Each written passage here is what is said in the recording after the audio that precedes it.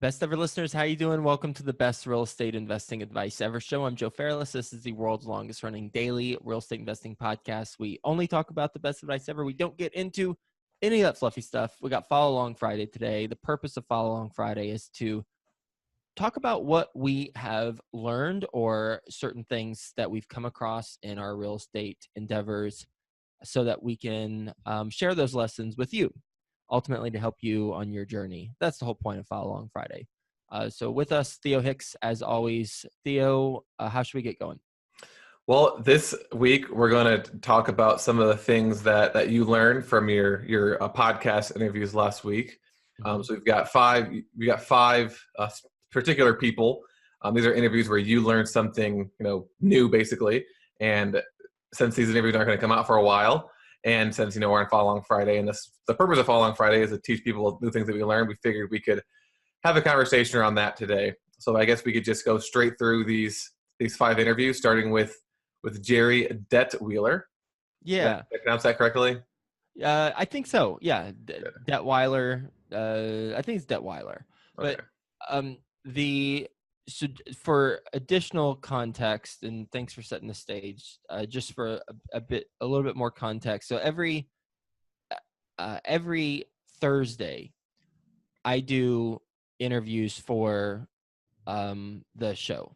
And that is the day I do interviews. So most best ever listeners, most of you know this, but I don't do interviews every single day for this daily podcast. Otherwise, I'd go bonkers and I wouldn't be able to be effective with the primary way that I make money, and that is Ashcroft Capital, and overseeing that company along with my business partner Frank. So the way I slice up my time is on Thursdays, I do interview day.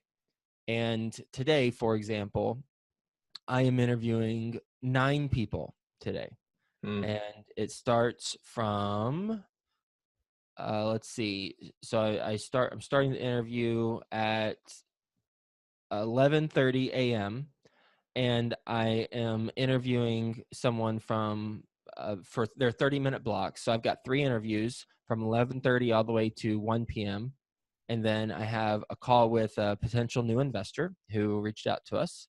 And that's usually my break period after the 3 interviews. But my team booked a new investor call, so I'm speaking to a new investor. And then I've got 3 more interviews. Then there is a break at 3 p.m., 3 to 3:30. And then from 3:30 to 5 p.m., I have 3 more interviews. So I'm doing 9 interviews today. It's a pretty quick day for me because it's so active. Mm-hmm. And then, we do this Follow Along Friday on Thursday so that it can air on Fridays, and it can be, the ads and whatever else can be added in there the day before. So Thursdays are interview day, and I am inundated with a whole lot of information.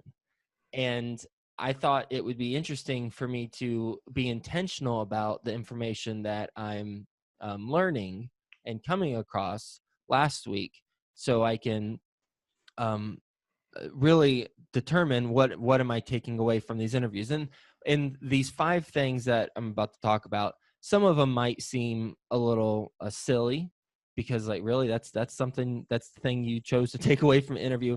And what I was really focused on is something brand new that I hadn't heard of before from the interviews, or it was just something that was good to reinforce in my mind. And so while I was talking to the individuals who I interviewed last week on interview day, I just, if there was something that stood out like that, I put it in all caps and I said, thing I learned. And then I said, this would be cool to share with the best ever listeners on next week. And I believe that you can learn something from anyone. It's your responsibility, should you choose to undertake this, to find out what that something is. Everyone has something that they can teach us. Whether or not we discover what that is, that's up to us. That takes us asking the right question. Well, first wanting to learn from that individual, and then also being able to ask the right questions So, I can interview someone who has no real estate experience. I usually don't, but I could interview someone who has no real estate experience, and I could learn something from them about what they've done so far. And if it's nothing at all, well, there's something to be learned there. We would dig into why they didn't, why they haven't done anything, and we can learn some aspects of their psychology and perhaps apply that or reinforce some things in our own mind. So there's the setup for this. And so the first thing, or one thing from Jerry Detweiler that I learned is she mentioned shelf corporations. I'd never heard of a shelf corporation before. Had you? Mm-mm. No? And I've heard of Shell Corporation, not Shelf. Right. Yeah. This would be Shelf, SHELF Corporation. I too have heard of Shell Corporation, but not Shelf Corporation. And Jerry works at nav.com, and their business model is essentially helping businesses get lines of credit, and they help help businesses determine what their credit score is relative to, or what their credit score is, and how to build that credit score so they can get more and more lines of credit for funding. And and we talked about how she and her team approach that. And she also talked about some scams that are out there for, to try and trick people into paying them money so that they can build their credit, but it doesn't actually work. And one scam she said to look out for, it's not always a scam, but one thing to look out for and be very eyes wide open about if you choose to pursue it, is a shelf corporation. And the concept behind the shelf corporation from a line of credit standpoint is the corporation has been established for a long period of time, but they've put it essentially, metaphorically, on a shelf. So it doesn't have activity, but it's been building this credit because it's been around for so long. And so people sell their shelf corporations to individuals who want a business that's been around a while, so it can be approved for a larger line of credit. Make sense? Makes sense, yeah. So conceptually makes sense, but she said not necessarily the case most of the time, because there's a lot of things that go into actually getting approved for a line of credit. Actually, there's a couple things, and you'll have to listen to the interview with her to learn those things, because I didn't write that down, and I'm not necessarily looking for a business line of credit. So that's something in my notes, but not in the notes in front of me. But that was one takeaway that I got from the day, is these shelf corporations. It was a new term, hadn't heard of it, and just something to look out for, not necessarily to jump on board if you are looking for line of credit. And I thought it'd be interesting for the best ever listeners. That is interesting. It's you can kind of apply this to real estate too, kind of, not exactly, but thinking of shelf properties, and these are properties that they've obviously been rented out for a long time, but the owner themselves have kind of put it on the shelf and haven't really addressed any of the deferred maintenance or any of the issues. And you need to watch out for those kind of properties too, because you'll find a lot of hidden things that you didn't expect. And I think my fourplexes could probably be considered shelf properties. They've been ignored for a while. So that's the first thing that came to my mind when you said that. I like that. Yeah. Way to bring that full circle. Nice. The second is a conversation I had with Steve Straight, and he well, first off, he's from Detroit, and I just I was born in Flint, Michigan, grew up in Texas, but born in Flint, Michigan, and just something about talking to people who are from Detroit and Flint area, I just enjoy. I mean, blue collar, kind of just say it how it is type of people, and I just really like having the conversations with people like that. Anyway, he talked about a 20-unit apartment complex. It was a 1920s property, all brick, and what I wrote down as something that I liked during our conversation, and it's not anything about the deal, but it was how he was describing the deal, because he's a great storyteller.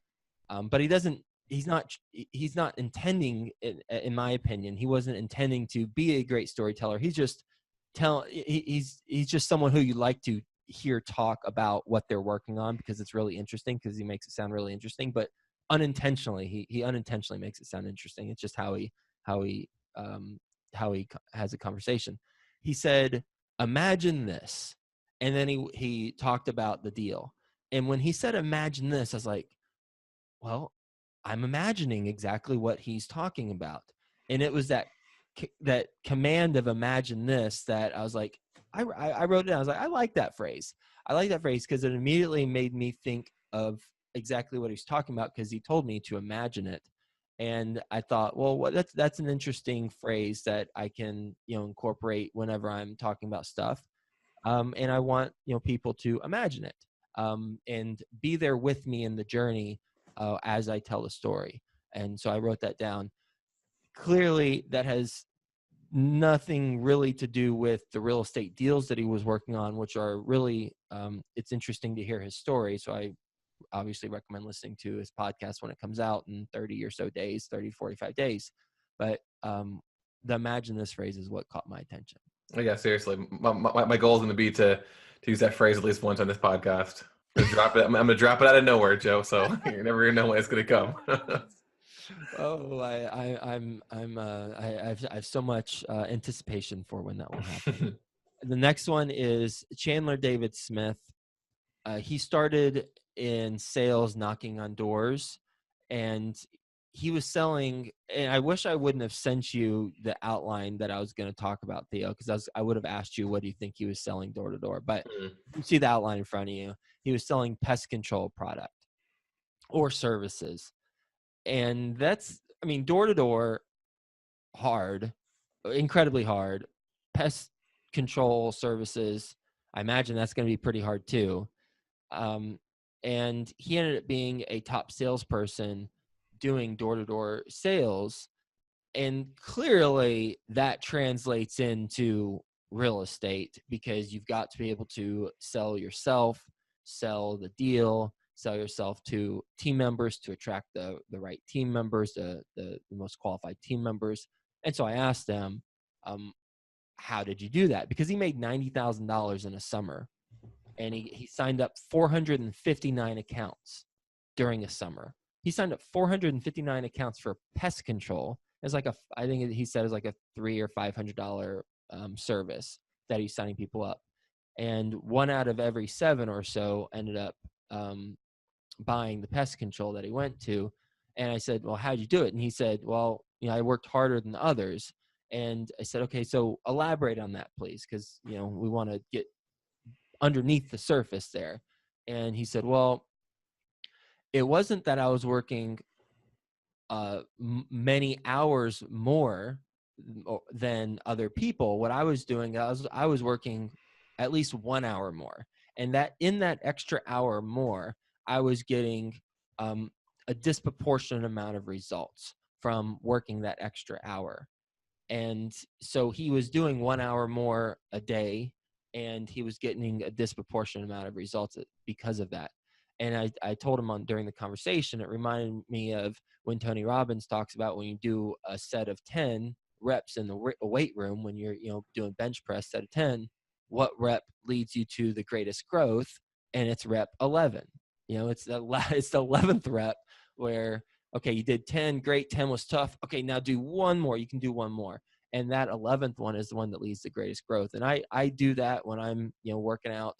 If I'm going to do a certain set, I always do 1 or 2 extra ones. And those types of things have compounding effects on the business, because when you do that consistently, well, now you've got some greater results than if you were just doing exactly what everyone else was doing. And think about, paying off mortgages. Anyone who looks at paying off their mortgage early, whether or not that's a good thing, that's debatable, right? But just the sheer number, or the sheer facts of, if you do an extra mortgage payment once a year, or extra a little bit each month, then that's going to save you a lot of money in interest, and that's going to pay it off much faster over a period of time. Yeah, I think there's another athlete. It might have been Muhammad Ali, but I'm not 100% sure. But he also had a similar philosophy, which is he didn't even count the reps until it started to hurt. Oh. It was him or Arnold Schwarzenegger. It was one of those super athletes. But Hmm. yeah, no, I totally agree, because if you think about it, if you work an extra hour every day for for the month, that's nearly, each month you're nearly getting an extra full work week of time in that others aren't getting in. And so that obviously for sure compounds, because over a 12-month period, you're almost getting 12 extra works week worth of time in each year than someone else. So if you compound that over time, that is going to put you way ahead of everyone else. Yeah, I like that. I hadn't heard of start the reps once you start to feel the burn, or start counting the reps once you start feeling the Mm-hmm. burn. The fourth thing is Steve Pesavento. He's flipping properties in a couple different cities in the U.S. That he does not live in, and we talked about challenges and things him and his team have had to overcome as a result of the remote flipping. And one of the things he mentioned is he's flipping in Raleigh, North Carolina, and I asked him about deals that didn't go well, and he mentioned this one deal where in Raleigh there was an underground oil storage tank, and he hadn't ever come across that.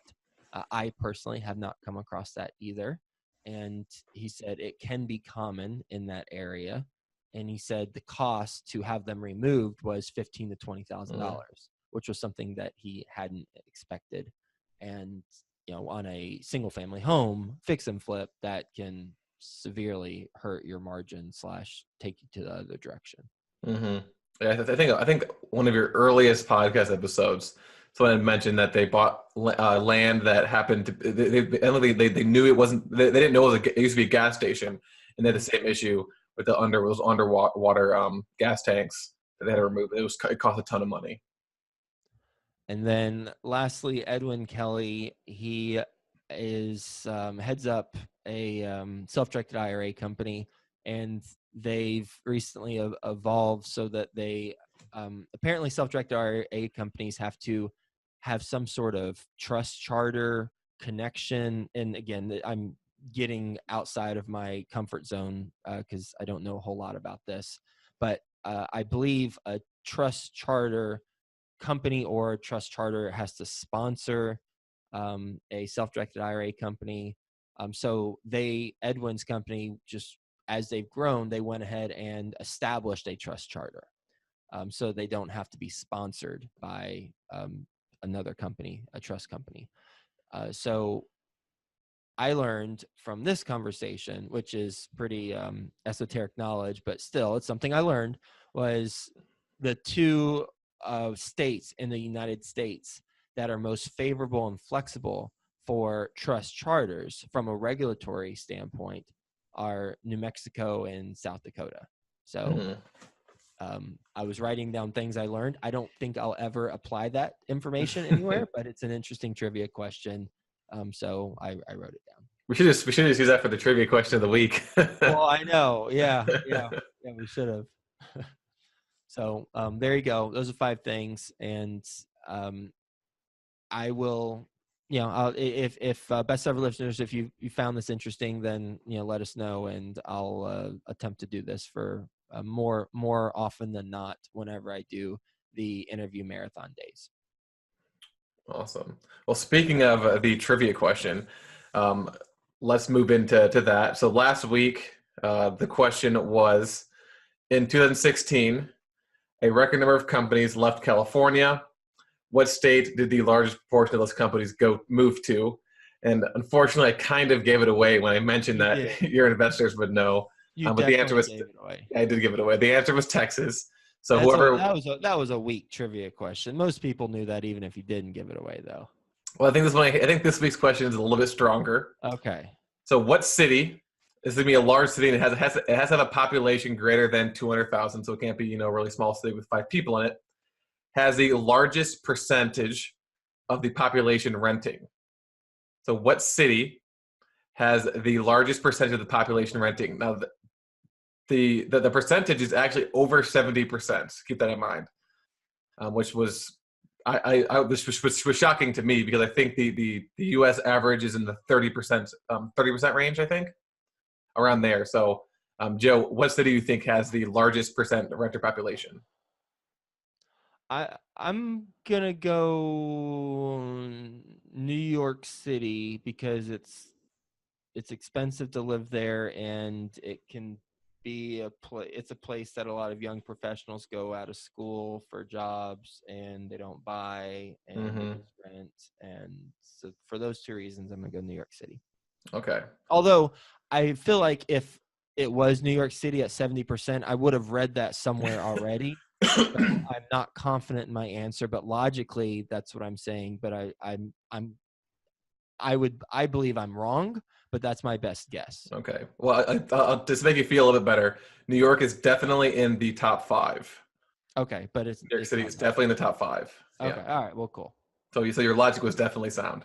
Okay, fair enough. So if you guys either reply to the YouTube video that we post or send us an email, info@Fairless, and the first person to get the correct answer will receive a signed copy of our first book, Best Real Estate Investing Advice Ever, Volume 1, which we're actually in the process of revising right now for a second edition. So that should be coming out in the next couple months as well.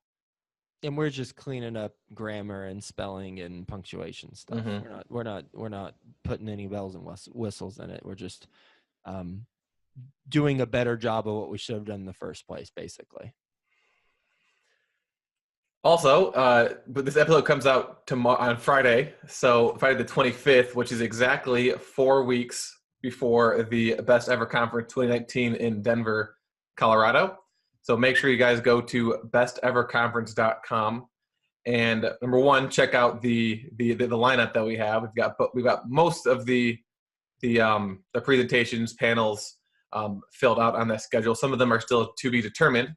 But also to buy your ticket to make sure you get the best price, because ticket prices go up each week.